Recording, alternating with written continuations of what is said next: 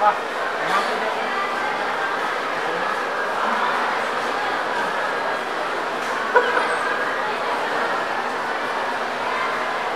itu makan mie.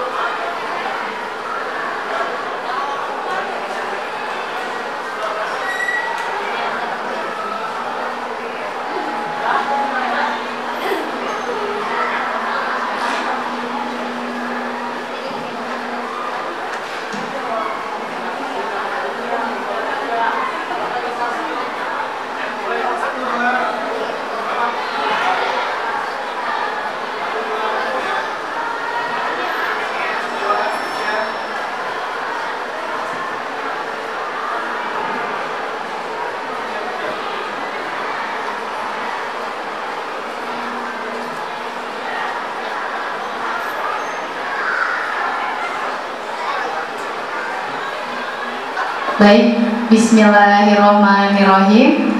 Assalamualaikum warahmatullahi wabarakatuh. Yang saya hormati Kepala SMP Negeri 268 Jakarta, Bapak Gunadi SPD MM. Yang saya hormati Ibu narasumber, Ibu Ika Putri Dewi SPSI. Terima kasih sudah berkenan hadir di tengah-tengah kita. Yang saya hormati Bapak Ibu Wakil Kepala Sekolah dan Staf. Yang saya hormati Bapak Ibu Guru beserta staf dan karyawan. Yang saya hormati Bapak Ibu orang tua murid peserta didik kelas 7, 8, dan 9. Terima kasih sudah meluangkan waktunya dan berkenan hadir di sekolah. Yang saya sayangi dan cintai peserta didik SMP Negeri 268 Jakarta. Puji syukur alhamdulillah pada pagi hari ini kita masih diberi kesehatan, nikmat hikmah dan nikmat yang berkah untuk dapat menghadiri kegiatan penyuluhan anak berkebutuhan khusus. Orang tua hebat, anak hebat mendampingi anak berkebutuhan khusus dengan bijak.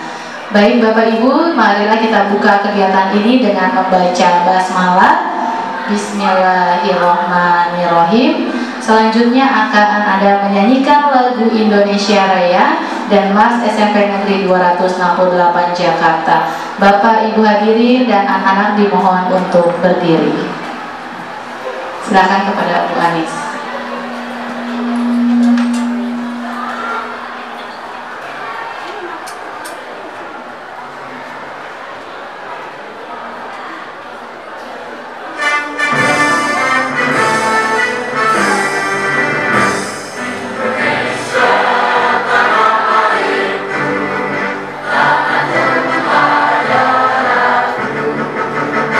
Di sana aku berdiri.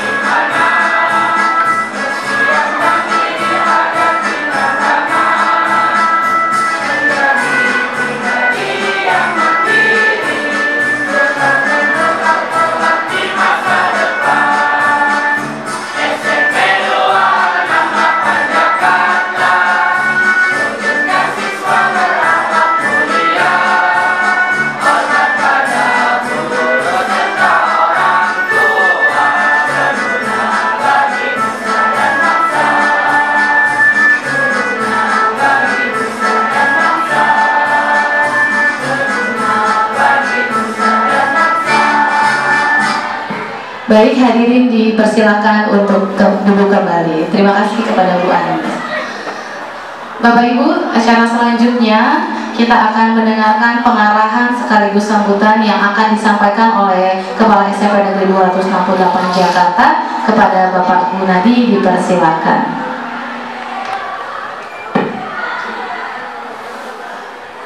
Assalamualaikum warahmatullahi wabarakatuh. Yang kami hormati Ibu Psikolog, Ibu Ika Putri Dewi. Yang kami hormati Bapak Ibu Wakil serta Bapak Ibu Guru dan Tendik, Bapak Ibu orang tua peserta didik, serta anak-anakku peserta didik SMP Negeri 268 Jakarta. Alhamdulillah, terima kasih Bapak Ibu semuanya berkenan memenuhi undangan kami dalam rangka penyuluhan peserta didik berkebutuhan khusus di SMP Negeri 268 Jakarta. Bapak Ibu yang saya hormati, dalam mendidik siswa itu tidak bisa sepenuhnya hanya diserahkan kepada orang tua saja. Orang tua pasti kesulitan mengajar 10 mata pelajaran, benar nggak Bu? Ya, mungkin pinter matematikanya, tapi bahasa Inggrisnya belum tentu. Mungkin pinter bahasa Inggrisnya, IPA-nya belum tentu.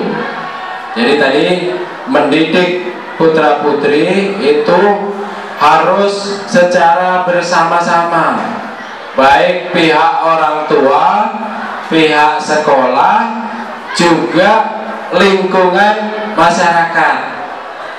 Ya, jadi kepribadian siswa itu nanti akan dipengaruhi terbentuk oleh 3 komponen tadi.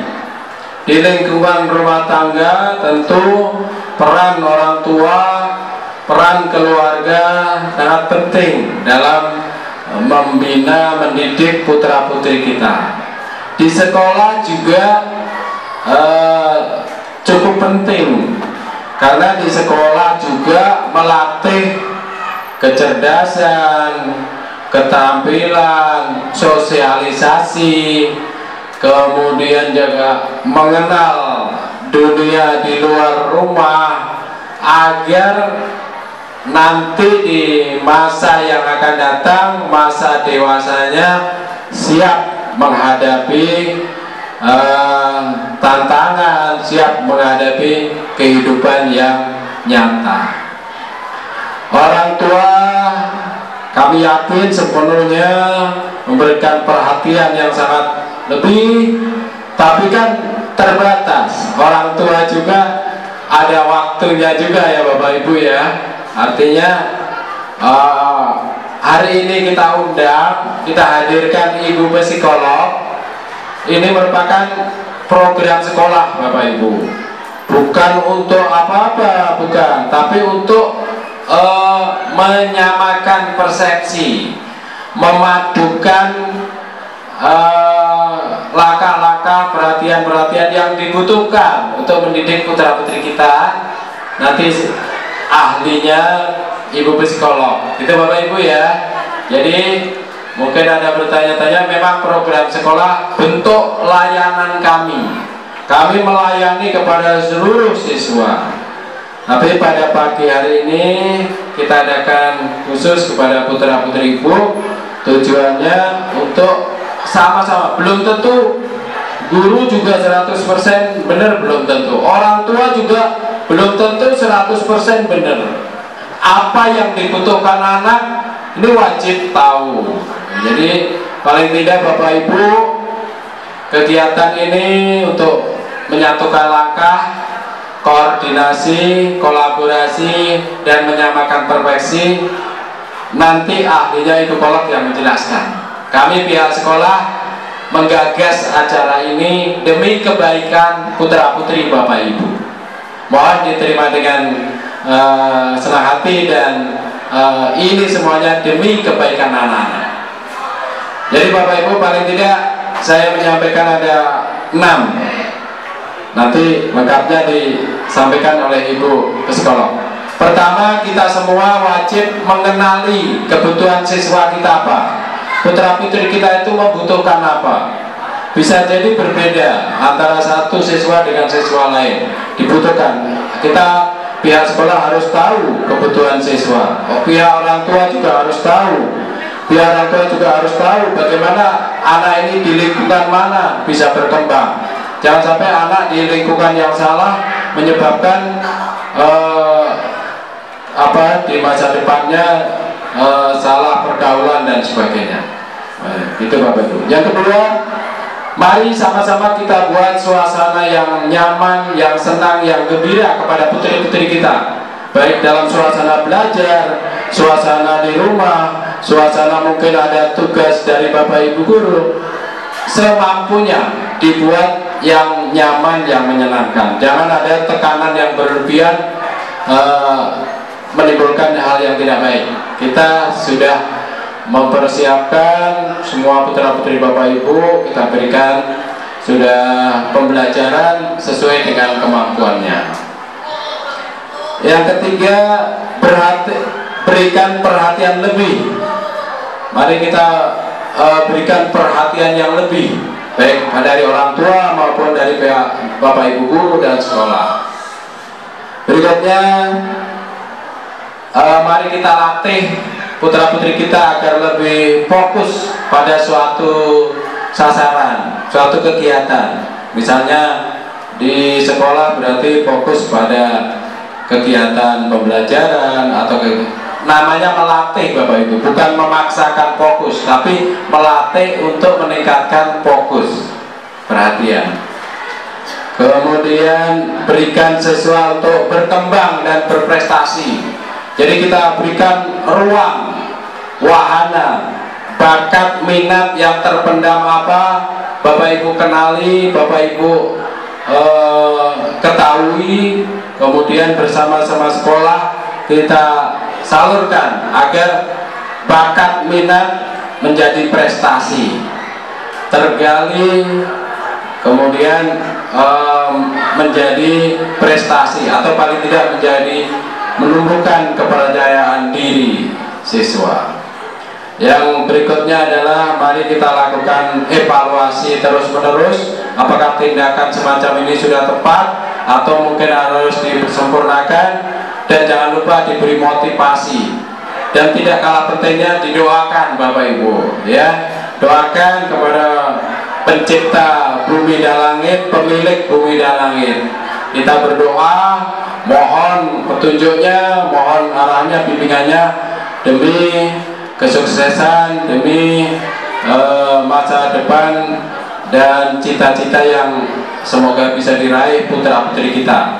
Jadi ada jalur lahir, ada jalur batin Bapak Ibu ya.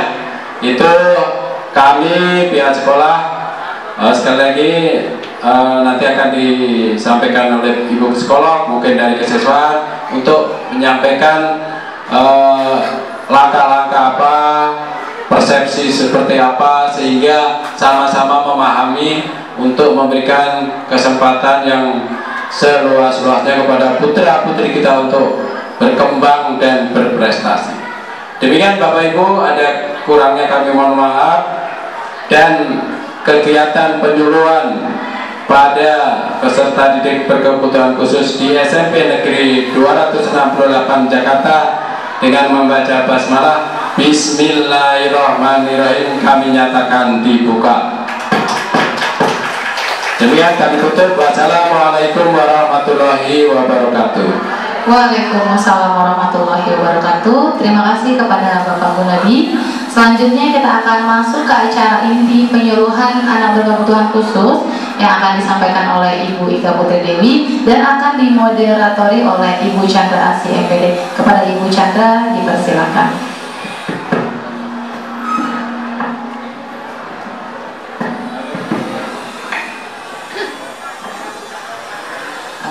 Profil Ibu pemateri dulu Pak Ridwan izin. Baik, izin Bapak Ibu. Assalamualaikum warahmatullahi wabarakatuh.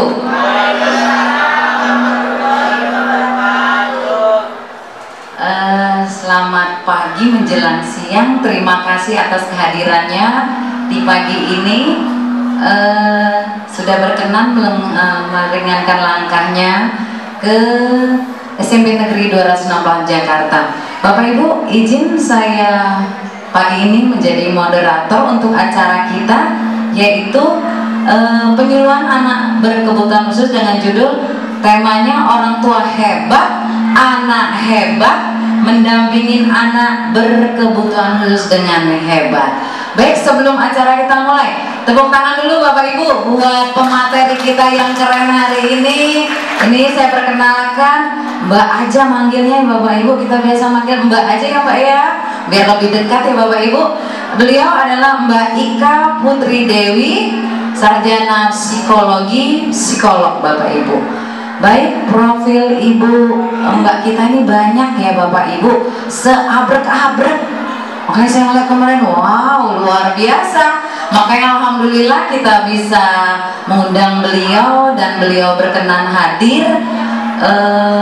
Pak Ridwan belum nampil. Beliau sibuk sekali Bapak Ibu, baik di kegiatan sosial, juga beliau memang ahlinya. Allah, nanti kita sama-sama membuat program ya Bapak Ibu. Kedepannya kami ingin punya kegiatan yang khusus buat anak Bapak Ibu, sehingga di sekolah nanti akan dapat ilmu lah yang lebih untuk bekal hidupnya kelak. Jadi selain bersosialisasi di sekolah, anak Bapak Ibu nanti ada keterampilan lain yang bisa kita kembangkan di sekolah dengan dukungan dari berbagai pihak. Baik, bila belum muncul saya baca langsung dari laptopnya aja Bapak Ibu ya, sambil menunggu. Baik, ini ada kurikulum vitae dari Mbak Ika. Nama lengkap beliau Ika Putri Dewi, sarjana psikologi dan psikolog. Tempat tanggal lahir Balikpapan 11 Juni 1975. Beliau masih muda nih Bapak Ibu, lebih senior saya Mbak. Baik, iya. Agama Kristen Protestan, alamatnya Jalan Kemang Golf 2 Blok DE Kemang Pratama, Kemang Pratama Golf, Bekasi ya Bapak Ibu. Sudah menikah ya Mbak ya. Wow, banyak banget nih. Udah nampil ya. Baik, kita baca sekilas ya Bapak Ibu. Ya, ini ya agak goyang, berdengung. Beliau sekarang masih psikolog ya Bapak Ibu di klinis yayasan. Langsung scroll lompat-lompat aja Pak. Jadi hampir semua bidang beliau melayani ya Bapak Ibu. Jadi masih bisa ya, langsung di scroll pelan-pelan aja Bapak. Ya. Jadi fasilitator, jadi common problem, sampai sekarang itu psikolog mitra di Yayasan Pulih, kemudian psikolog praktik. Hilang Pak Ridwan. Memang agak trouble dikit, mohon maaf ya Bapak Ibu. Kadang dia no problem, ini lagi ngambek deh kayaknya. Saya baca dari sini aja. Jadi praktik mandirinya juga ada Bapak Ibu. Nanti sambil jalan kita bisa bertanya lebih jauh. Intinya langsung ke bawah aja Pak Ridwan, kantor beliau. Jadi beliau juga ahli psikologi Komnas HAM, kemudian juga peneliti dan pembuat tulisan, kemudian juga program IEP yaitu Employee Assistance Program. Scroll lagi Bapak ke bawah.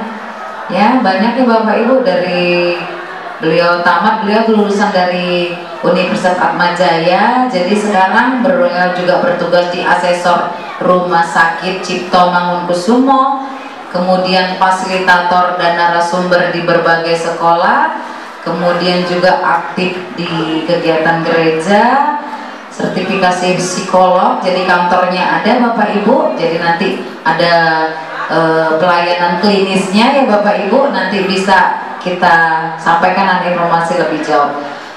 Pendidikan formal beliau terakhir yaitu sarjana dari Universitas Unika Atmajaya Jakarta. Baik, tidak usah berlama-lama, kita langsung saja kita sambut Mbak kita hari ini yang luar biasa.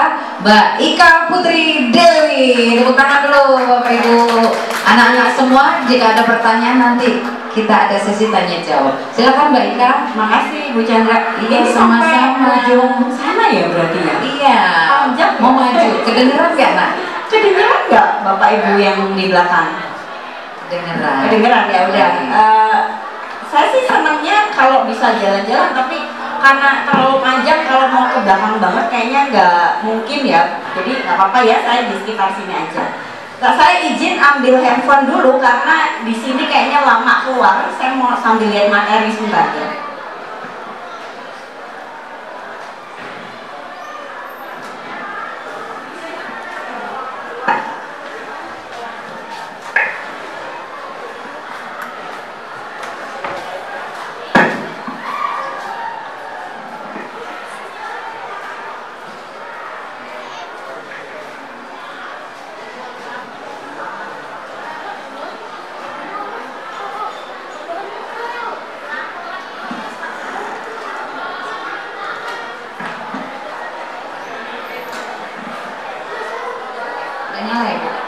Oh iya, tapi goyang. Gak apa-apa lah.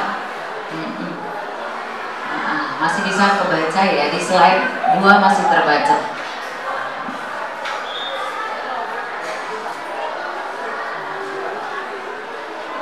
Ya, bisa dilanjut. Sebelumnya saya mau minta maaf dulu karena terlambat. Macet banget itu, apa namanya, saya nggak nyangka di Halim itu panjang sekali keluar antrian. Itu biasa ya, karena saya jarang ya ke daerah ini, jadi saya pikir kalau udah agak siang tuh nggak semacet itu gitu. Jadi aduh tadi kok kena macet banget. Oke.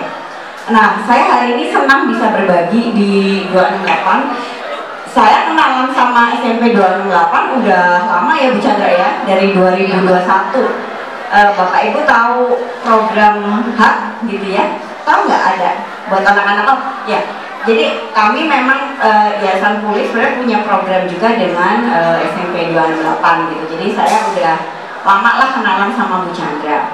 Nah hari ini saya mau sebenarnya sama-sama berbagi sih sama Bapak dan Ibu. Ini ada bapak-bapaknya juga ya, walaupun bisa dihitung jari ya kalau bapak-bapaknya ya, dikit ya, nggak apa-apa. Tapi saya senang ada bapak-bapak yang terlibat ya dalam pengasuhan. Ketika hadir tuh kan berarti ingin terlibat gitu ya dalam pengasuhan juga. Sebelumnya saya pengen tanya dulu, kira-kira apa sih yang Bapak dan Ibu harapkan terhadap anak-anak Bapak dan Ibu, terutama yang memang dengan kebutuhan khusus? Saya ingin tahu nih, apa sih harapan Bapak dan Ibu terhadap mereka? Ada yang mau ditanyakan Bapak Ibu? Ada yang mau Boleh jawab? 2 pertanyaan dulu? Oh mau. Ayo, Jawab. komen ya. Saya ingin anak saya itu lebih bertanggung jawab dengan diri sendiri. Dia tahu apa yang dilakukan itu bagus apa benar, baik enggak, begitu buat dirinya sendiri dulu gitu. Jadi buat dirinya sendiri bertanggung jawab, tahu benar salah gitu ya, yang baik dan yang buruk mas seperti apa? Oke. Tahu. Memang dia salah, tahu kalau dia itu salah gitu dan sadar gitu. Ibu namanya siapa Bu? Saya Ibu Suprati. Ibu Suprati. Anaknya usia berapa Bu? Anak saya kelas 9. Oh kelas 9. Iya. Oke. Oke. Terima kasih Ibu buat sharingnya. Orang tua tunggal, jadi saya Oh ini. iya. Oke. Iya. Ya. Oke. Hebat. Benar hebat itu. Oke, luar biasa. Oke, ada lagi mungkin yang mau menyampaikan apa sih harapan terhadap anak? Oke, boleh Bu. Bapak Waris, Selamat pagi menjelang siang Mbak. Mohon izin saya ingin menyampaikan. Saya Dwi Herinawati, orang tua dari Ananda Akila Sapana, kelas 8B.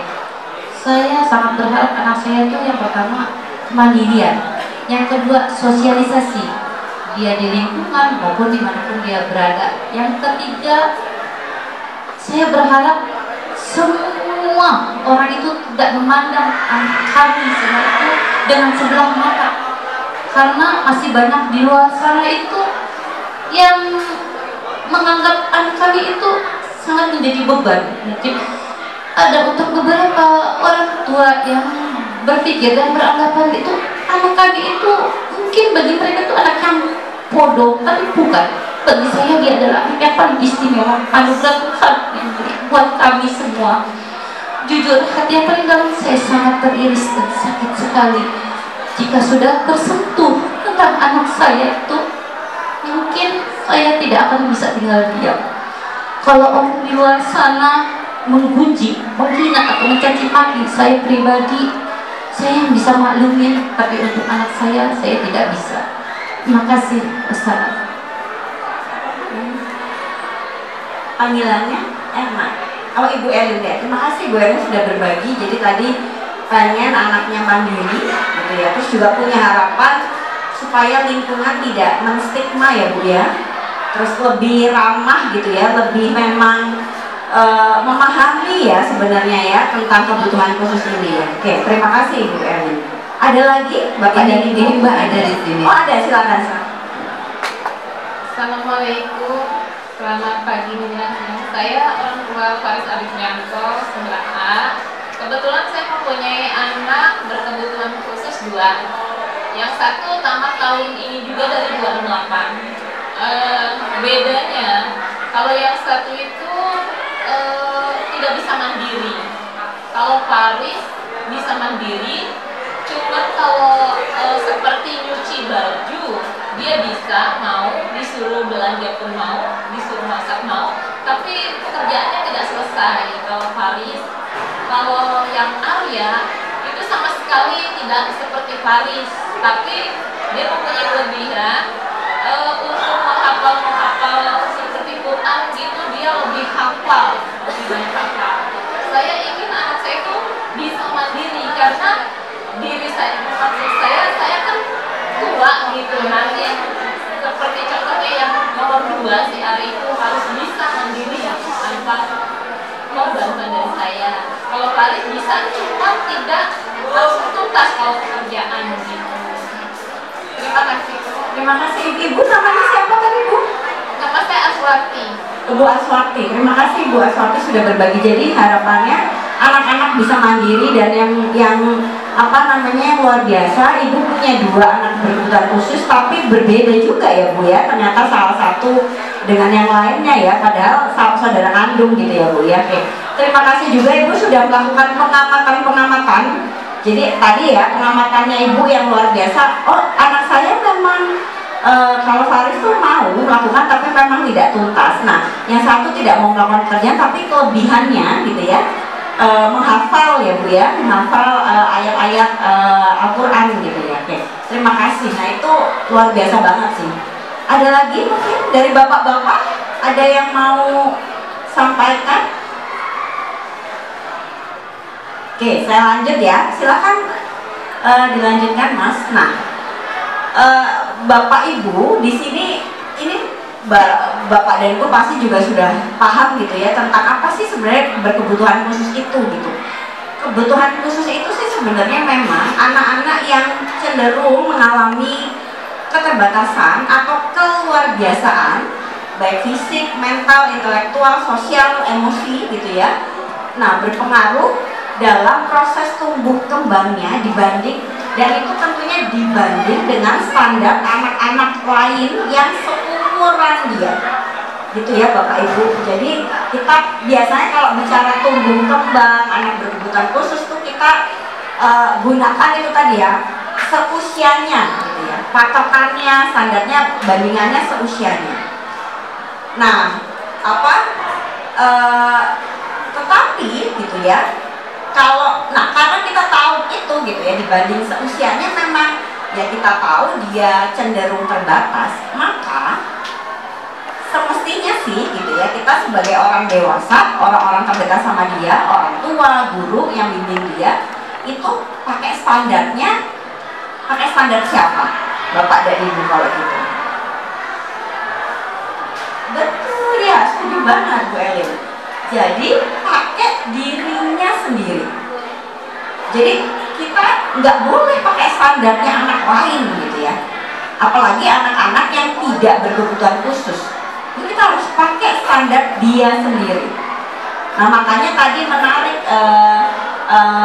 Ibu dengan 2 anak ABK gitu ya, terus bisa melihat gitu ya, masing-masing ternyata ada potensinya, dan itu memang sesuatu yang menurut saya sih tidak perlu diperbandingkan ya Bapak dan Ibu ya, karena memang masing-masing tuh punya istimewanya ya, kalau bisa dibilang punya istimewanya.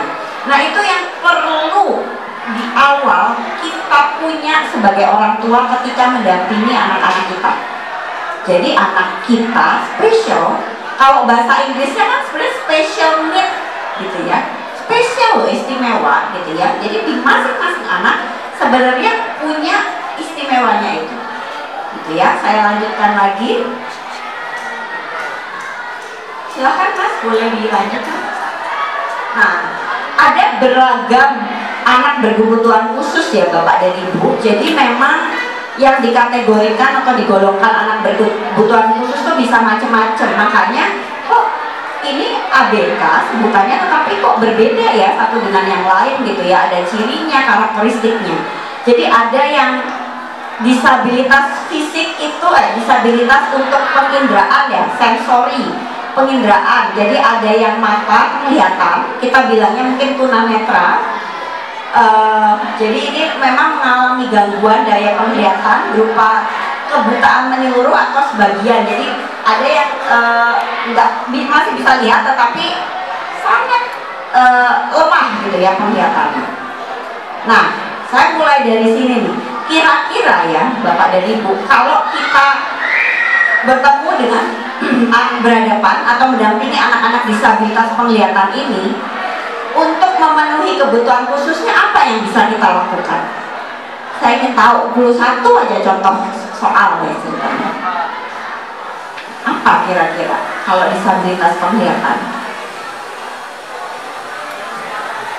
Dari suara, oke. Oh iya, menjelaskan dengan suara, oke. Ada yang Bapak dan Ibu tahu nggak konsep pendidikan inklusi itu apa? Maksudnya, inklusi itu maksudnya mengikut sertakan anak-anak berkebutuhan khusus menjadi bagian dari sistem pendidikan yang memang pada umumnya. Masalahnya kadang-kadang orang keliru.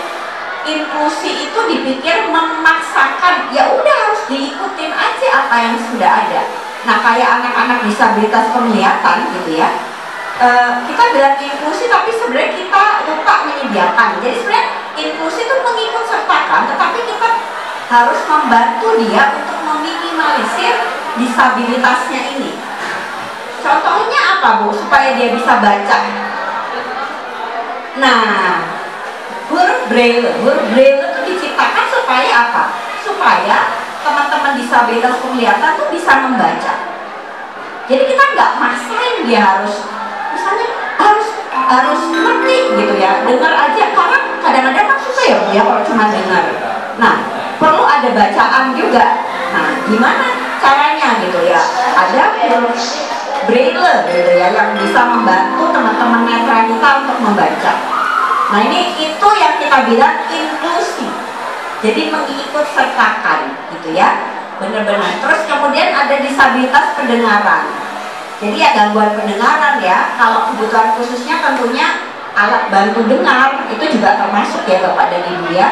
Bahasa isyarat supaya membantu dia berkomunikasi.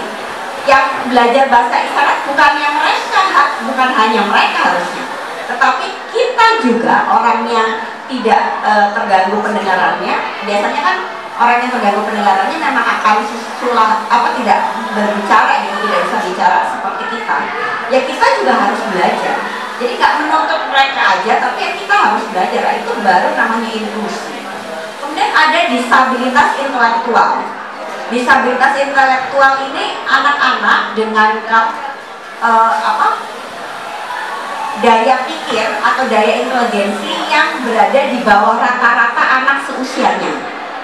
Jadi memang usianya mungkin bisa sama dengan anak lain, tetapi usia mentalnya atau usia berpikirnya itu bisa lebih rendah dari anak-anak yang lain, di bawah rata-rata dari anak yang lain.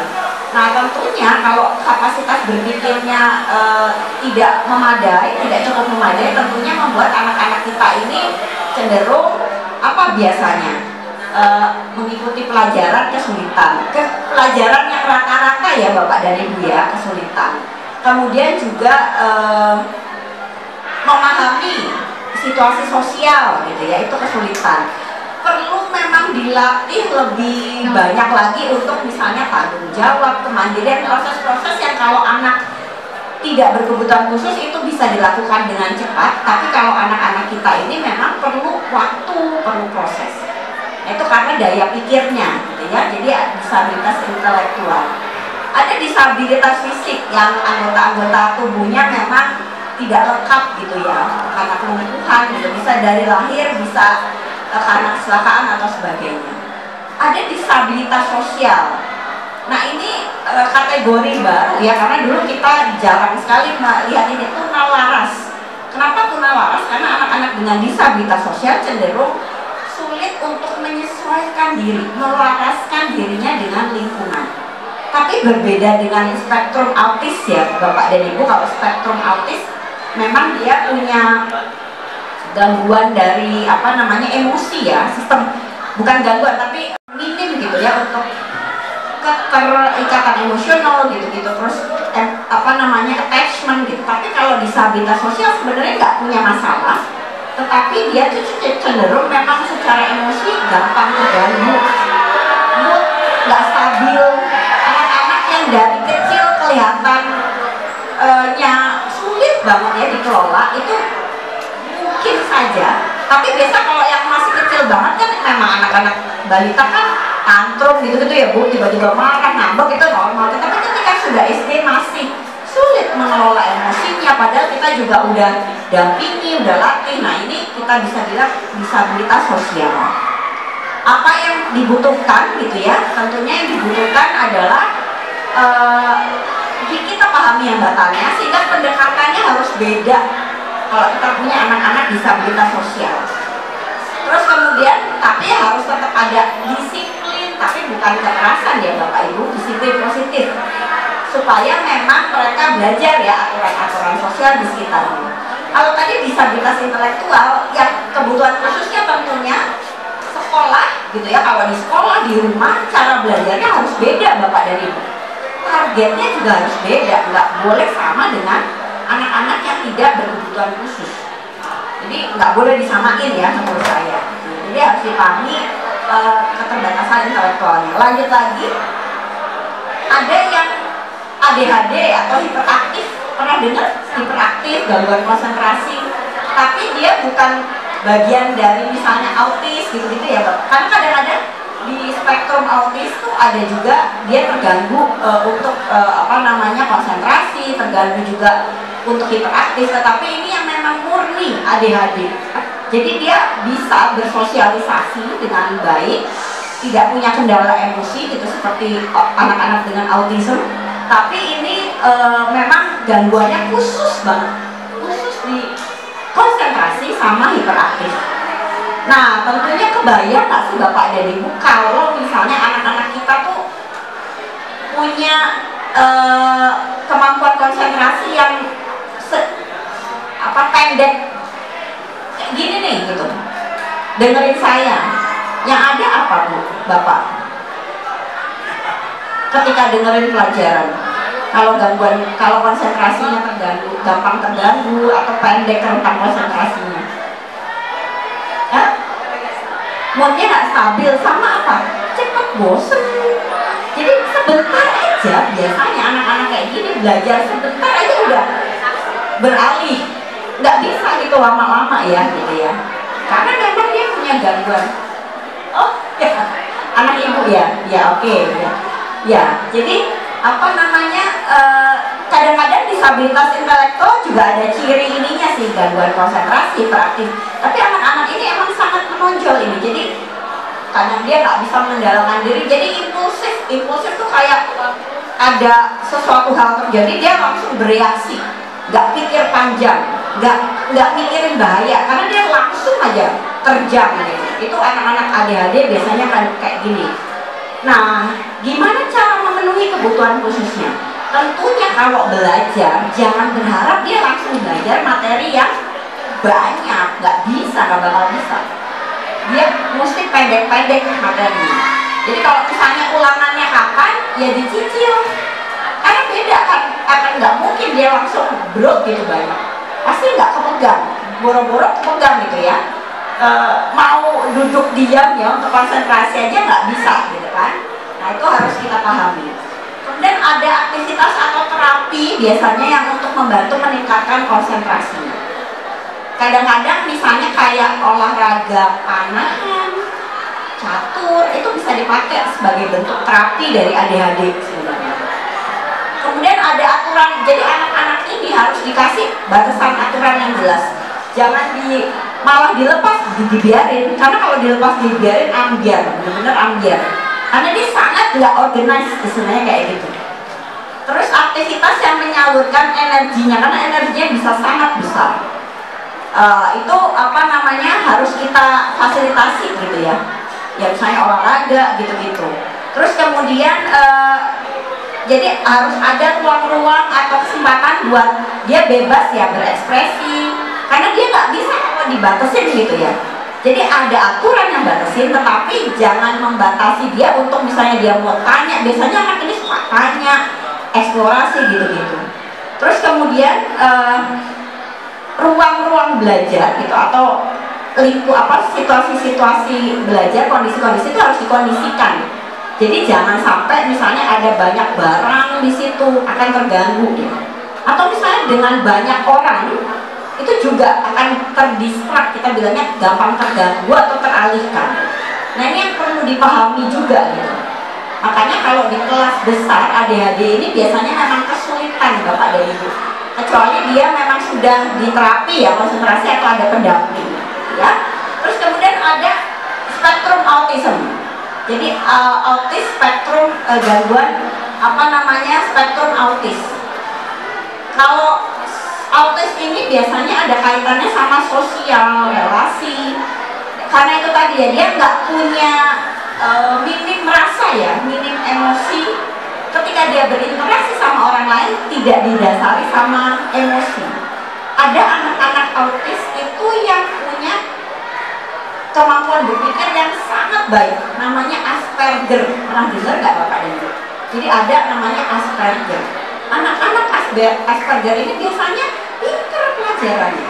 pinter pelajarannya, terus kemudian juga apa namanya biasanya punya bakat-bakat tertentu, tetapi dia bisa juga bicara dengan orang lain. Tetapi kalau kita perhatikan anak-anak ini cenderung bicaranya tuh satu arah, jadi hanya dari dia cerita gitu, terus bahasanya sangat baku, jadi nggak bisa luwes gitu seperti kita kan bisa bahasa Indonesia yang baik dan benar ya Bapak Ibu, tapi kan kalau sama temen dekat gitu ya, sama keluarga, sama anak atau suami, pasangan gitu kan kita pakai bahasa sehari-hari. Nah ini anak-anak Asperger ini tidak bisa melakukan itu.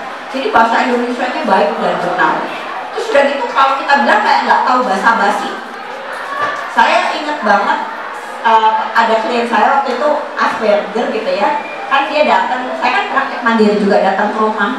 Dia dengan, loh saya sih nggak masalah ya, tapi ya itu anak Asperger. Jadi dia sampaikan gini, Tante Ika ini rumahnya jelek sekali deh, kecil.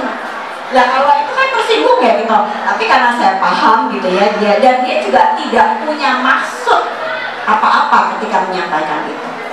Jadi dia menyampaikan apa yang dia pikirkan, karena dia nggak pakai rasa, nggak diolah dengan rasa. Karena memang dia tidak punya kemampuan itu. Bukan berarti niat gitu ya. Nah ini yang perlu kita pahami. Nah ini yang lingkungan perlu pahami ya, jadi memahami kondisinya. Terus kemudian ya jangan berharap kalau spektrum autis mereka yang harus duluan mulai inisiatif, karena pasti sulit. Mestinya lingkungan yang membuka diri untuk berinisiatif berelasi sama mereka ya Bapak dan Ibu ya. Nah kemudian yang berikut anak dengan kapasitas menyerap belajar, anak dengan kapasitas belajar atau menyerap pelajaran yang cenderung lamban, namanya slow learner. Kapasitas intelektualnya tidak sekurang dari yang disabilitas intelektual, tetapi ini di bawah rata-rata sedikit, sehingga ketika mengikuti pelajaran memang bisa, tetapi butuh waktu lama. Jadi kalau anak-anak belajar sekali, 2 kali saja sudah bisa, ini harus berkali-kali. Ini slow learner. Tapi bisa, dia akan bisa mencapai kemampuan itu. Tapi memang harus ulang, diajari terus. Tapi kalau disabilitas intelektual ya memang dia tidak akan bisa menguasai gitu ya.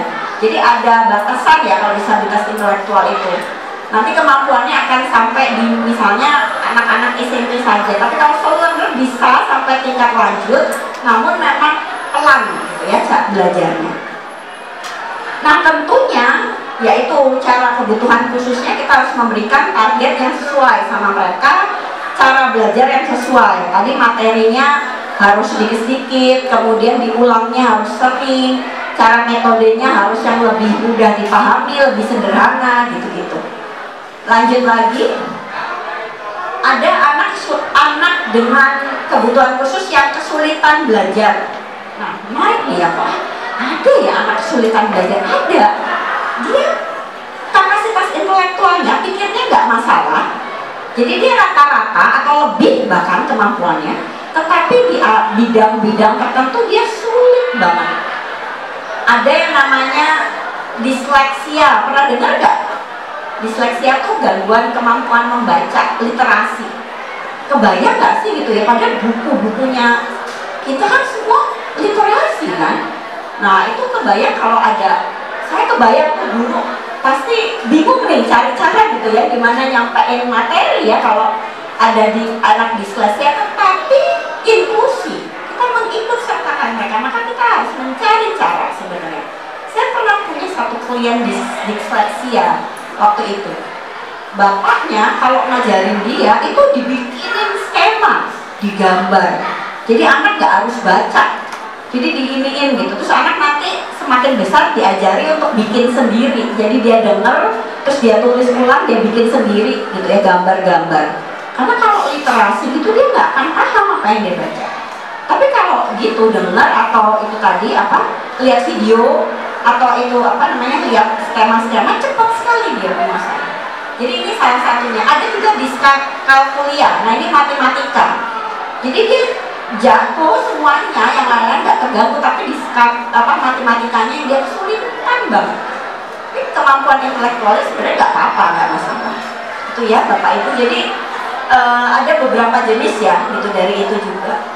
Nah makanya cara belajarnya perlu disesuaikan, standarnya pun juga. Jadi ya udah deh kalau di kuliah ya udah apa-apa lah matematikanya asal KKM misalnya, atau misalnya ya sedikit di bawah KKM gitu, atau yang penting dia mengerti prinsip-prinsip dasarnya. Karena kalau dipaksain nggak akan bisa. Terus nanti kalau udah gede, udah ini ambil jurusannya ya jangan ada yang hitung-hitungan misalnya kayak gitu ya Bapak dan Ibu. Nah terus kemudian anak dengan gangguan ganda ini yang macam-macam ya, jadi nggak cuma satu gangguannya tetapi ada beragam gitu ya. Jadi mungkin di autis dia juga hiperaktif barangkali, atau disabilitas intelektual tapi ada hiperaktifnya misalnya. Kemudian anak dengan gangguan kemampuan komunikasi, ini nggak ada kaitannya sama autis ya Bapak. Kalau autis kan memang ini sosial ya, dia menjadi terbatas komunikasinya, tetapi ini memang terganggu. Dia nggak punya masalah intelektual, tetapi mau nyampein sesuatu yang sederhana aja bingung ke orang lain. Jadi apa ya? Saya juga punya klien yang seperti ini. Jadi ya udah dia harus berpikir lama untuk menyampaikan, misalnya saya ingin sesuatu apa gitu. Jadi mengolah kata-katanya untuk jadi itu dia kesulitan.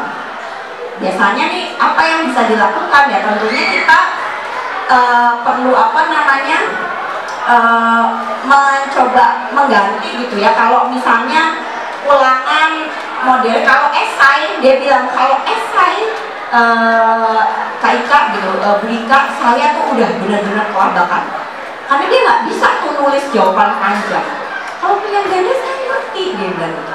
Nah ini yang makanya biasanya kalau memang ada anak kebutuhan khusus ini tentunya metode penilaiannya juga harus beda gitu-gitu. Terus juga pakai literasi audio visual dan sebagainya. Literasinya diganti audio visual. Yang terakhir, anak kebutuhan khusus tetapi dia justru potensinya sangat berbakat atau istimewa. gifted kita namanya, bilangnya gifted atau anak berbakat. Jadi dia justru lebih dari anak-anak seusianya. Nah ini jangan dikira ya Bapak Ibu, mereka juga bisa nyaman aja di lingkungan. Kadang-kadang mereka juga nggak bisa mudah diterima lingkungan. Kenapa? Karena keistimewaannya ini membuat mereka biasanya lebih cepat dewasa dibanding anak-anak seusianya, jadi gitu ya. Terus kemudian yang juga kadang-kadang, tapi saya tadi senang Bapak dan Ibu sini tuh semua harapannya tuh hampir sama ya. Jadi pengen anaknya bisa mandiri, bisa tanggung jawab. Karena kadang-kadang kita lupa ketika anak kita berkebutuhan khusus, kita pikir ya udahlah gitu, kebutuhan untuk bisa belajar bertanggung jawab dan mandiri itu kayak kita abaikan. Jadi apa-apa yang ngerjain orang tuanya misalnya, terus kita nggak kasih kesempatan, karena nanti kalau dia yang ngerjain salah lagi, dia nggak salah lagi, terus merasa ngeri nanti kalau kompor kena kompor gitu kan, bahaya gitu. Padahal itu kebutuhan yang sama sebenarnya seperti anak-anak lain. Kadang-kadang kita lupa itu. Padahal mereka perlu belajar keterampilan sosial juga, gitu ya. Supaya apa? Supaya bisa diterima sama lingkungannya. Lingkungan harus terima dia, tetapi mereka pun sebenarnya perlu belajar juga untuk tahu aturan sosial, gitu ya. Baik benar. Tadi ada ibu yang bilang baik benar. Jadi itu memang perlu ya kita kenalkan. Nah, terus kemudian kebutuhan untuk dihargai, diakui, kebutuhan untuk mengekspresikan emosi. Nah, kadang-kadang kita pikir, udahlah dia nggak apa-apa kok kelihatannya gitu ya misalnya. Padahal dia mungkin sedih, tapi nggak tahu cara ngomongnya, ekspresinya, nggak seperti kita gitu. Atau dia marah barangkali, tapi dia lebih diem aja. Nah, ini yang perlu kita pahami, dia butuh itu juga sebenarnya. Kebutuhan untuk menyampaikan pendapatnya. Nah, ini juga kadang-kadang udahlah dia nggak terlalu ngerti, kelamaan mungkin dia mau mungkin apa gitu ya, mau apa gitu. Nah, ini yang juga kadang-kadang jadi kita mengabaikan itu ya, kesempatan dia berpendapat dan sebagainya. Lanjut lagi. Nah, kemudian kebutuhan untuk dikembangkan minat dan bakatnya. Kira-kira mereka punya minat, anak-anak kita ini punya minat dan bakat nggak sih Bu? Punya nggak kira-kira?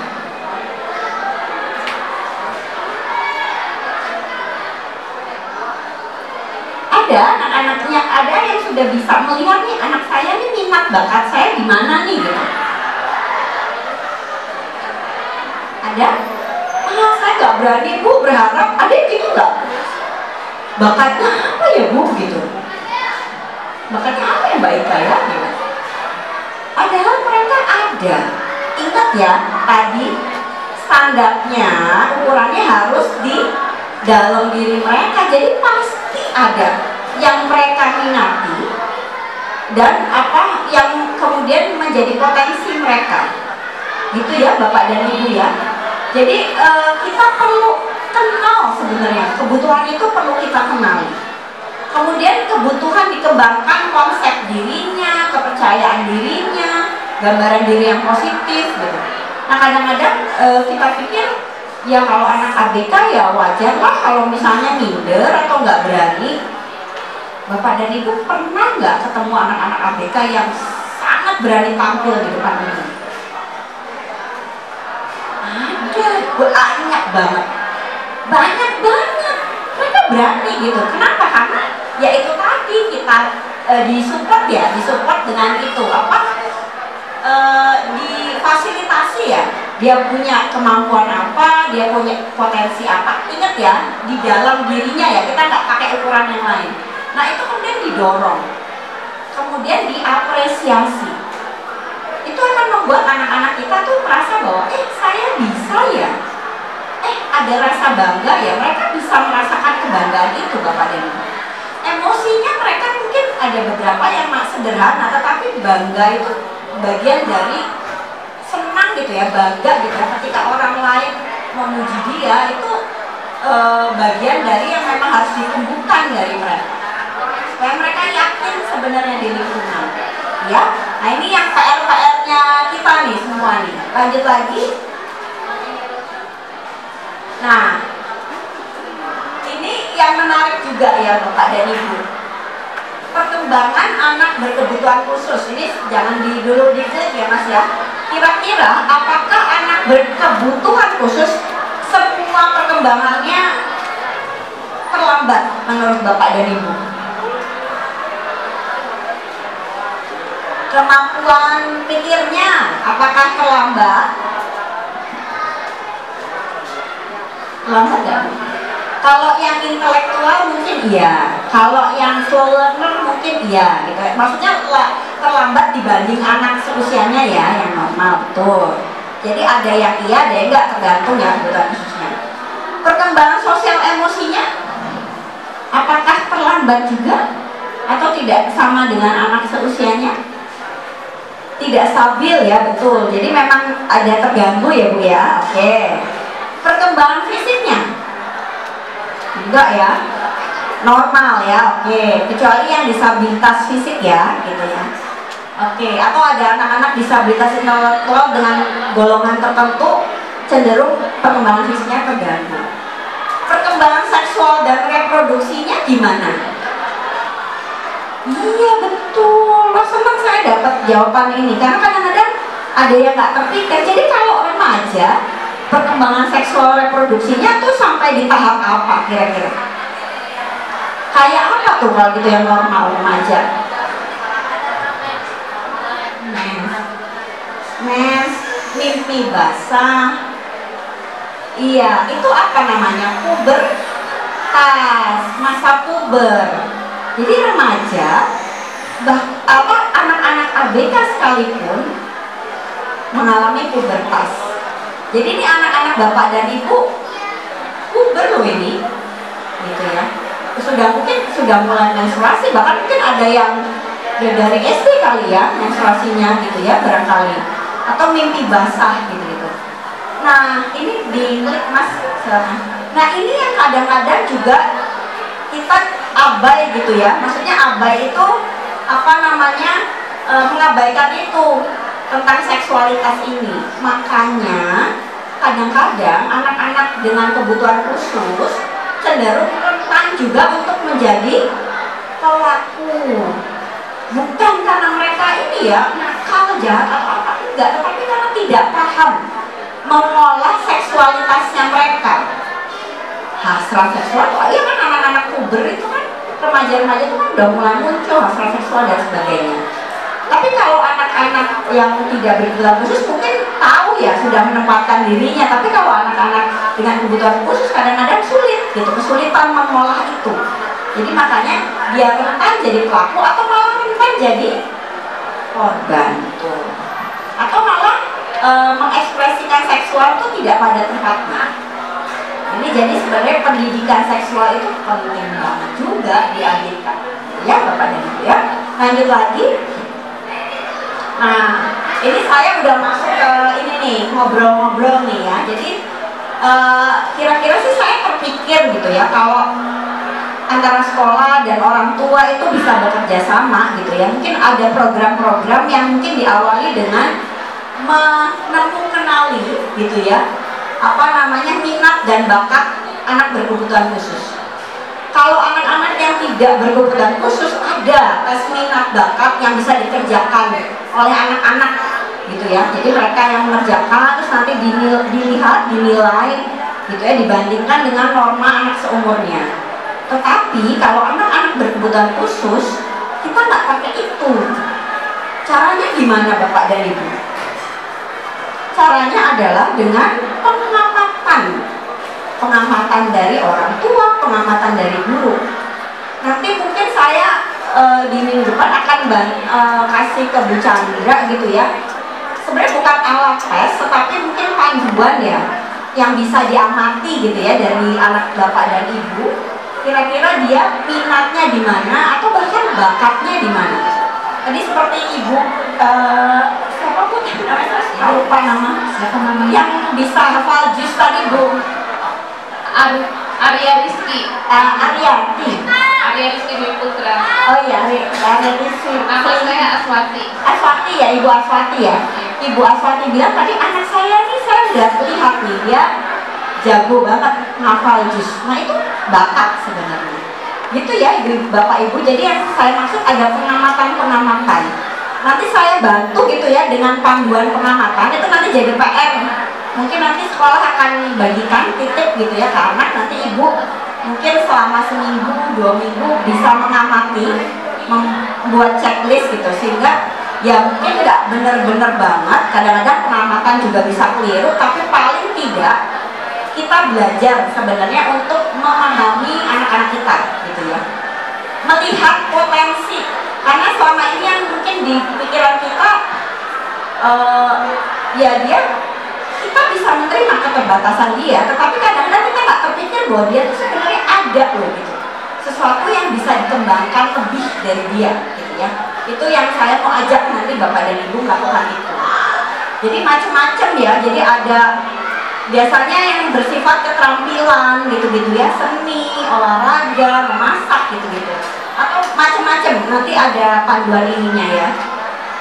Lanjut lagi, yang berikut adalah mungkin tadi ya, karena salah satu kondisi yang juga secara umum ada dalam anak-anak kebutuhan khusus adalah emosi tadi ya, belajar untuk emosinya, mengenali emosinya, mengelola emosinya gitu ya. Jadi nanti ada, kalau ada gitu ya kegiatan mengenai ini, menurut saya sih penting juga. Ada juga belajar edukasi seksual dan reproduksi. Nah ini ya selain orang tua juga perlu belajar, anak remajanya juga nih gitu ya. Orang tua tuh belajar untuk mendampingi anak remaja. Lanjut lagi, kayaknya sudah habis deh. Udah selesai kayaknya Gus. Oh ya, sama mungkin ada aktivitas-aktivitas edukasi yang menyenangkan, supaya apa sebenarnya membantu mereka untuk apa, mengurai misalnya stresnya mereka, ketegangan mereka gitu ya, atau hal-hal yang bikin mereka nggak nyaman dan sebagainya. Mungkin itu gitu ya. Lanjut lagi Mas. Nah, kesimpulannya, jadi memang gitu ya, saya sebenarnya ketika tadi cerita tentang apa macam-macamnya, pengen ngajak Bapak dan Ibu untuk mengenali dan memenuhi kebutuhan khusus anak-anak kita, mengenali bakat dan minatnya, mengenali dan penuhi kebutuhan umumnya. Nah, kemudian itu tugas bersama guru dan orang tua, terus supaya sejalan. Buat apa sih? Buat tumbuh kembang anak kita tuh optimal sesuai dengan kondisi kebutuhan khususnya. Terus anak happy, merasa diterima dan disayang. Itu saja dari saya. Kalau ada pertanyaan silakan Bapak dan Ibu.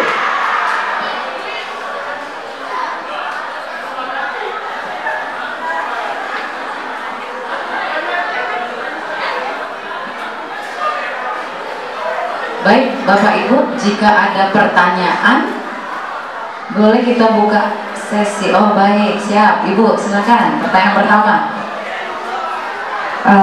Mohon izin bertanya, baik Kak. Yang pertama, bagaimana cara mengoptimalkan perkembangan anak berkebutuhan khusus? Yang kedua, sebetulnya sih untuk diterapkan, saya bertanya untuk pihak sekolah ya. Bagaimana strategi yang harus diterapkan oleh seorang guru dalam menghadapi anak berkebutuhan khusus? Terima kasih. Wassalamualaikum warahmatullahi wabarakatuh. Baik, izin Ibu, namanya siapa? Ibu Elin ya. Ibu Elin ya. Baik. Saya berarti bagian satu aja yang bercanda ya. Oh iya, silakan. Boleh ya. Mbak, ya, silakan. Iya.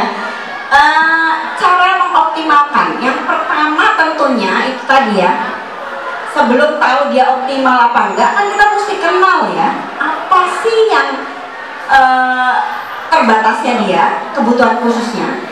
Jadi kita nggak boleh maksa. Kalau dia berkebutuhan khusus itu, ya kita nggak boleh maksain dia untuk nggak jadi berkebutuhan khusus di situ. Ya, sorry. Oh, itu tunagrahita ringan. Oh, jadi yang mungkin di bawah rata-rata sedikit kali ya kapasitas intelektualnya. Iya, oke. Iya. Jadi kalau misalnya itu kapasitas berpikir ya Bu ya, kalau tunagrahita itu ya. Kalau memang ya kita paham, tadi seperti saya bilang, kalau memang terkait dengan kapasitas berpikir, kita tahu di fase-fase tertentu dia memang akan optimalnya memang daya pikirnya akan tidak sampai seperti anak-anak lain kebanyakan, bahkan orang dewasa gitu ya. Misalnya mungkin dia sampai di usia remaja saja gitu kapasitas pikirnya ya Bu ya. Tetapi kapasitas pikir itu memang penting buat menjalani kehidupan. Tetapi ada banyak aspek lain yang bisa kita seimbangkan supaya tumbuh kembangnya optimal.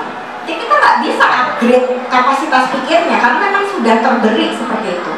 Jadi misalnya kalau berharap dia untuk proses akademik ya itu tadi ya, menurut saya sih bukan jalur pilihan yang bijak untuk jadi pilihan cita-cita ya kalau jalur akademik sampai misalnya perguruan tinggi gitu-gitu atau tingkat lanjut gitu ya. Tetapi paling tidak kita perlu kenali apa yang ada di dia, potensi itu tadi ya, skill-skill, keterampilan. Karena bisa aja dia mungkin orangnya detail, rapi gitu ya, atau misalnya dia tuh cenderung pengamat yang baik, atau misalnya dia itu terampil ya ini tangannya.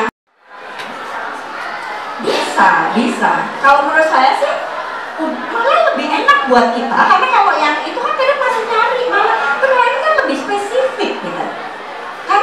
Karena kalau kita cari dan itu nggak sesuai sama potensinya gitu ya, bakatnya gitu ya, minatnya, itu akan bukan sia-sia tetapi akan nggak optimal sebenarnya. Tapi kalau itu pas, itu dia akan optimal. Mungkin kita bisa ajari dia wirausaha gitu ya. Tentunya dengan kalau wirausaha kan pasti ada kaitannya sama relasi sama orang lain, adaptif, mandiri. Nah itu juga berarti perlu dikembangkan optimal gitu ya. Sama kebutuhan umum tadi Bu, itu masih sangat bisa dikembangkan secara optimal. Kemandirian, tanggung jawab gitu. Itu sangat bisa gitu. Bahkan ada anak yang berkebutuhan khusus kelihatan lebih mandiri dibanding anak-anak yang tidak berkebutuhan khusus. Kenapa? Karena itu latihan kok. Tapi mungkin ngajarinnya mesti berulang kali, intensif, dan dikasih kesempatan. Kadang-kadang kita, takut dia salah. Nanti kalau dia bahaya buat dia, betul kita mau melindungi dia, tetapi kita perlu. Saya dulu pernah waktu kuliah, dulu kan bis kotanya tuh masih bis kota yang jelek gitu ya, yang patas-patas gitu lah. Saya tuh selalu bareng pas pulang itu dengan ada satu anak berkebutuhan khusus dan dia nggak ada pendamping loh. Kayaknya di sekolah SLB di Jakarta. Tapi dia tuh dibekali ya dengan misalnya kayak nempel pokoknya kayak gitulah, hal-hal yang memang bisa membantu dia. Nah itu namanya inklusi. Kita tidak memaksa dia ya untuk bisa jadi mandiri seperti ini, tetapi kita membantu. Ya dia mandiri, tetapi ada bantuan, dukungan untuk meminimalisir misalnya bahaya-bahaya kayak gitu. Itu sih Bu kalau menurut saya, gitu ya. Mudah-mudahan kejawab. Bu Chandra mau jawab? Baik. Untuk pertanyaan kedua izin ya Mbak Eka ya. Saya menambahkan saja Bapak Ibu. Tadi pertanyaannya bagaimana strategi untuk guru menghadapi anak-anak ABK? Menurut saya kegiatan untuk anak-anak kita yang berkebutuhan khusus ini Bapak Ibu memerlukan strategi yang inklusif ya Bapak Ibu, penuh empati dan terencana. Contohnya yang baru kita mulai ini, jadi kami dari sekolah melibatkan orang tua secara bersama-sama bagaimana kita menggandeng anak-anak kita mengetahui kebutuhan anak kita dan bersama-sama kita susun program, dan ini harus berkesinambungan. Semoga hasilnya nanti kelihatan. Kalau cuma sekali dua kali nggak kelihatan ya Mbak Ika. Makanya saya ke depan ini insya Allah kita akan ada kegiatan buat anak-anak khusus yang tadi udah disampaikan Mbak Ika. Nanti insya Allah kita adakan lagi tanggal 28 ya Bapak Ibu bulan ini. Ya Alhamdulillah untuk semester ini kita punya fasilitas dari pemerintah untuk mengadakan kegiatan ini secara berkala ya Bapak Ibu. Insya Allah nanti ke depan lebih baik lagi sehingga kebutuhan anak Bapak Ibu kita bisa tahu apa nih kebutuhan anak masing-masing. Untuk sementara itu barangkali Mbak Ika ya Bapak Ibu yang bisa saya jawab. Dan kita buka lagi sesi pertanyaan ya Bapak. Ya Mbak Ika. Baik Bapak, Ibu, adakah pertanyaan lagi? Ayo, mumpung ada ahlinya nih Bapak Ibu. Kalau kita guru kan harus ada pelatihan ya Bapak Ibu. Kalau Mbak Ika, ya mana tadi? Ya baik, ternyata yang di depan. Baik Ibu, silakan sebutkan nama. Anak Ibu siapa? Silakan bertanya. Terima kasih waktunya Ibu. Izin bertanya. Nama saya Ibu Suprati, anak saya kelas 9. Kebetulan anak saya ini kan udah besar sekarang ya. Dulu dari kecil saya mendampingin itu ngerasain semua kan ya. Sekarang ini saya perhatiin tambah besar, banyak HP. Itu tuh kalau udah dia tantrum gitu ya, tantrum itu saya bingung menghandlenya gitu ya. Karena dia tidak mau bicara, maksudnya tidak mau bicara tuh penyebabnya tuh apa? Dia lebih suka nyalahin kita gitu kan. Padahal kita ngajak, ayo dek, kamu tuh kenapa, maksudnya kita deketin dia seperti itu ya. Kalau dulu waktu kecil masih bisa saya tarik, ayo, terus kalau dia udah tenang saya ajak ngobrol. Sekarang udah besar dia mengetahuinya kalau kita nasihat itu nyalahin apa yang sebaiknya saya lakukan biar dia udah merasa, oh itu selain aku terus, oh aku terus gitu kan. Nah itu biar dia menyampaikan, jadi kita bisa bicara seperti biasa. Kalau dia udah tenang biasanya saya ajak bicara dan saya bisa mengatur dia, oh gini loh deh, kalau kamu merasa nggak bisa itu jangan mundur gitu. Kalau saya kan gitu ya, kejar gitu, maksudnya kejar, setidaknya kamu itu sudah mencoba. Kalau saya itu misalnya kamu terlambat sekolah, nggak apa-apa terlambat, bilang aja kalau memang ada sesuatu yang membuat kamu terlambat. Kalau misalkan kamu harus bisa atau apa, nggak apa-apa, kan kamu masih dapat sisanya, misalnya seperti itu menurut saya sih. Terima kasih. Usianya berapa Bu? Putra atau putri? Usia pasangan 14 tahun sekitar. 14 tahun ya? Laki-laki atau perempuan? Oh perempuan, oke ya. Nah menarik nih gitu ya.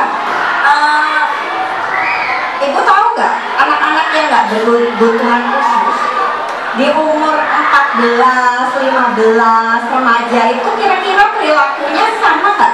Ada samanya nggak dengan anak ibu? Yang mana tuh Bu? Kan udah pada ngerti istilahnya pacaran lah mereka juga. Ya, oke. Nah seperti itu tuh kalau lagi apa ya, oh ini sama ini kayak gitu, ada rasa senang apa gitu kan mereka ya. Tapi giliran kita bilangin, dek jangan ini dulu ya, sekolah dulu yang benar, misalnya kayak gitu. Apa sih ibu nih? Nah seperti itu. Ya, oke. Jadi satu ya puber itu ya, gitu ya puber. Sama melihat kalau anak-anak remaja lain tuh pengennya ngelawan argumen gitu nggak sama orang tua? Iya, yang nggak berkebutuhan khusus. Anak saya yang pertama udah gede, udah kuliah gitu ya. Tapi yang kecil masih kelas 1 SMP. Sekarang tuh dikit-dikit, apa sih mama? Kenapa sih mama? Aku udah tahu ya gitu ya. Padahal dulu enggak gitu ya. Nah sebenarnya ibu itu adalah ciri yang wajar di anak-anak remaja. Mungkin kalau yang berkebutuhan khususnya kategorinya mungkin ringan gitu-gitu ya, itu biasanya perkembangan emosi sosialnya itu juga sebenarnya masih serupa dengan remaja seumurnya. Jadi pertama kita perlu pahami ya, oh ya remaja emang kayak gini nih gayanya. Remaja adalah kita suka bilang, kok sekarang jadi susah ya gitu ya. Kenapa? Karena mereka sudah berubah, bertransformasi, berevolusi, bermetamorfosis ya kalau kupu-kupu ya. Jadi individu remaja, sementara kita memperlakukan mereka kadang masih seperti mereka masih anak-anak. Itu yang bikin seringkali selisih paham sebenarnya. Jadi kayak gini, mungkin mereka memang udah gak butuh nasihat, karena sebenarnya mungkin udah tahu. Jadi pendekatannya sih Bu yang mungkin kita harus ubah. Jadi kayak misalnya suka nih gitu ya, suka naksir gitu ya. ya kita sih emang pengennya ngomong bahwa ya udahlah ngapain pacaran, tapi kalau kita bilang gitu ke anak remaja kira-kira mereka akan kesel nggak? Kesel, iya, satu main belakang, kedua ya kesel ya, apaan sih ibu orang anak naksir aja, buat naksirnya mereka kan normal ya. Jadi kita mungkin perlu ngomongnya ya, cara bicaranya tuh kayak memvalidasi dulu perasaan-perasaan dia, mengerti dulu kamu naksir siapa nih misalnya ya, gitu ya, cakep juga ya gitu, kamu naksirnya kenapa sih gitu ya. Jadi maksudnya ada dialog-dialog kayak gitu sebelum kita masuk ke kalau misalnya mau ngasih tahu nilai-nilai kita lah gitu, bahwa ini ya dek, kalau itu sih kalau masih umur segini sih mungkin perlu nggak ya pacaran, daripada kita nggak perlu ya dek pacaran dulu, kita nanya aja ke dia, menurut adek perlu nggak ya pacaran gitu ya umur segini. Tapi dimulai dengan itu tadi bu, kita harus memahami dunianya mereka, kalau nggak ditutup, kita ditutup gitu loh dari dunia mereka. Kita harus mau masuk sebenarnya. Cara pendekatan itu yang mungkin mesti diubah sih. Tapi kayaknya itu sebenarnya biasa berdialog ya. Tapi yang itu tadi ya, sekarang baiknya tidak langsung nasihat, karena mereka tuh kita anggap sudah lebih bisa ya untuk mungkin menemukan kesimpulan ya dari mungkin apa nilai-nilai yang kita harapkan gitu sih. Mungkin itu kali itu ya cara. Saya sih sebenarnya tidak memaksakan. Saya sih menganggap dia itu udah besar kan. Jadi saya itu, kamu tanggung jawab sendiri apa yang kamu lakukan gitu kan. Saya sebenarnya memantau dia dari jauh aja selama itu masih menurut saya masih benar. Saya cuma aja sebenarnya. Cuma kayak hari ini nih, hari ini kan dia tiba-tiba tuh tantrum kan. Saya itu nggak tahu apa-apa. Kalau udah tantrum, saya lagi suka diam. Cuma karena harus ada solusi untuk itu kan. Ada terusan gitu kan. Jadi gini bu, kadang-kadang mereka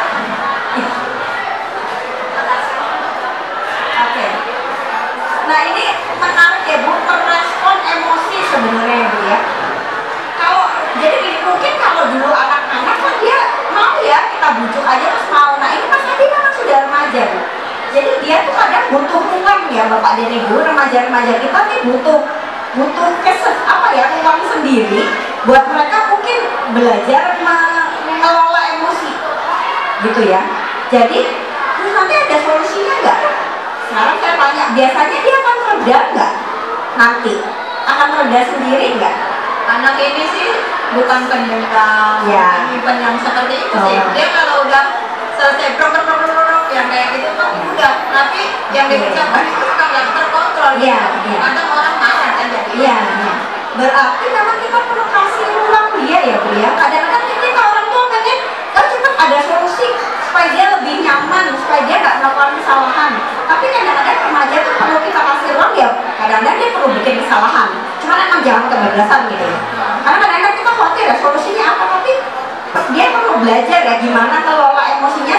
Kan berarti nanti bisa reda. Nanti mungkin kalau sudah reda, kita bisa tanya bu ya. Saya mungkin sarankan ibu tanya, tadi tuh kamu perasaan apa sih gitu ya. Terus kemudian kalau lagi kayak gitu apa yang nggak enak tuh apanya gitu. Terus kamu bisa reda sekarang, kamu melakukan apa.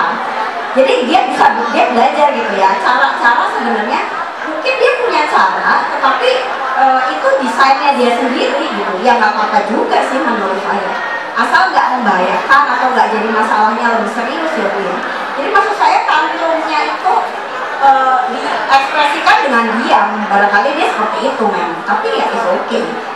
Saya sih nggak perlu khawatir banget sih sebenarnya. Kadang tuh kalau orang yang nggak pahamin gitu kan, kalau dia udah berkata kotor, kalau yang kesel katanya kotor apa gitu kan. Saya kan sebagai orang tua kok nggak dididik apa ya, aturan sosial ya. Mungkin itu nanti kalau sudah reda bisa bilang deh, kalau kita bicara gitu ke orang, kira-kira orang akan mikir apa ya tentang kamu. Satu, dua, ada cara-cara sebenarnya meredakan emosi. Nah ini mesti ini khusus deh, jadi kayak teknik relaksasi, teknik stabilisasi emosi itu bisa yang sederhana ya. Jadi dek, kamu kalau misalnya lagi pengen marah, daripada ngomong dulu kelepasan, kamu diem dulu deh misalnya, kamu diem dulu, atau kamu coba tarik nafas, tahan, buang pelan-pelan gitu. Jadi Ada yang kayak gitu Bu, gitu. Udah deh, udah coba belajar itu. Kebetulan saya tuh udah pernah terapi untuk Andin ini, dokter. Jadi dari kecil itu sebenarnya dia tuh udah pernah terapi. Dokter itu malah pernah bilang si Andin ini sebenarnya nggak ada masalah nih. Dia tuh udah bersikap itu karena kehilangan bapaknya. Jadi sesuatu yang hilang gitu kan. Untuk naikin itu semua dia harus ada yang nyaman buat dia. Saya apa yang mesti dilakuin? Saya udah berusaha, menurut saya udah berusaha. Nah, itu kata kuncinya Bu. Kadang-kadang kita merasa saya kayak masih kurang berusaha. Tapi sebenarnya ya sudah, kita sudah berusaha itu. Nah, si Andin ini mungkin yang satu ya tadi yang kata-kata kotor, akhirnya nanti bicara ke orang lain. Tapi pernah nggak itu dilakukan selama ini? Iya, dia selalu Temannya. Dia nggak peduli sama siapa, kayak gitu ya. Paling saya itu kayak udah diemin ya, kayak gitu udah jangan dianggap. Pokoknya kalau tetangga ada apa, kalau yang saya kenal tuh, kalau Anda lagi kesel lagi ngomong gitu udah nggak usah dianggap ya, nanti ngobrolnya sama saya aja. Saya kalau yang lain suka gitu. Ya, Andenya pun habis kayak gitu tuh juga udah hilang, udah nyaman. Iya. Nah, yang mungkin perlu ditumbuhkan tuh empatinya dia ya Bu ya. Jadi maksudnya coba deh kalau orang dengar kata-kata itu gimana, itu dialog yang harus di ini ya diciptakan. Ini pelan-pelan cari wadah. Coba deh. Kalau orang dengar itu kata-kata itu nggak enak didengar. Coba kamu punya kertas, terus itu nanti kalau itu kamu tulis aja semua sebelum kamu ngomong. Pelan-pelan, ingat pelan-pelan, take it easy, ambil waktu gitu ya. Jadi kalau kadang-kadang kita memang kalau anak kita melakukan kesalahan tuh kita kayak yang aduh saya ini masih kurang nih gitu nggak Bu? Kayak ya, padahal saya sudah berusaha, itu sudah berusaha. Tetapi ya itu tadi karena kebutuhan khususnya, ya kita perlu paham gitu. Ada hal-hal yang memang bukan berarti nggak bisa dirubah, bisa, tapi ya pelan-pelan. Sehingga kita juga nggak terlalu nyalain diri sendiri. Barangkali itu masih normal untuk anak kayak iya. Terima kasih ya. Ibunya udah luar biasa menurut saya sih. Iya.